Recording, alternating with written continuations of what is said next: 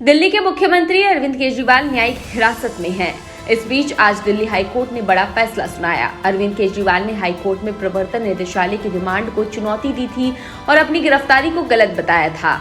हालांकि उनकी याचिका खारिज हो गई और उन्हें कोई राहत नहीं मिली। याचिका पर सुनवाई पहले ही पूरी हो चुकी थी और अब फैसला आया।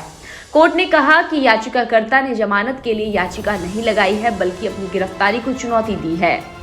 कोर्ट ने कहा कि याचिकाकर्ता ने गिरफ्तारी को गलत बताया है। कोर्ट ने कहा कि ईडी ने अपराध माना है। कोर्ट ने कहा कि अप्रूवल पर कानून 100 साल पुराना है। कोर्ट ने कहा कि मुख्यमंत्री को विशेष अधिकार नहीं है।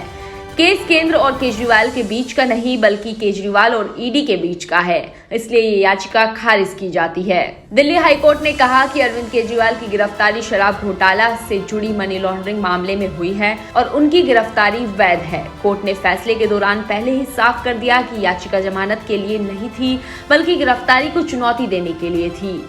हाईकोर्ट की जज जस्टिस स्वर्ण कांता शर्मा ने फैसला सुनाया। शराब घोटाले में गिरफ्तार अरविंद केजरीवाल ने याचिका में अपनी गिरफ्तारी और फिर ईडी रिमांड को असंवैधानिक बताया था। हाईकोर्ट में सुनवाई के दौरान अरविंद केजरीवाल के वकील अभिषेक मनु सिंघवी ने दलील दी थी कि सीएम की तत्काल गिरफ्तारी की कोई जरूरत नहीं थी।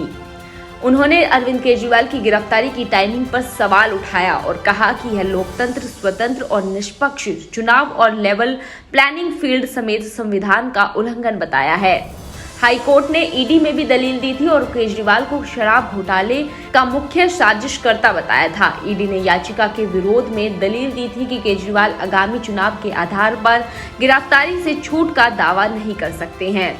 ईडी ने कहा था कि कानून उन पर और आम आदमी पार्टी पर समान रूप से लागू होता है।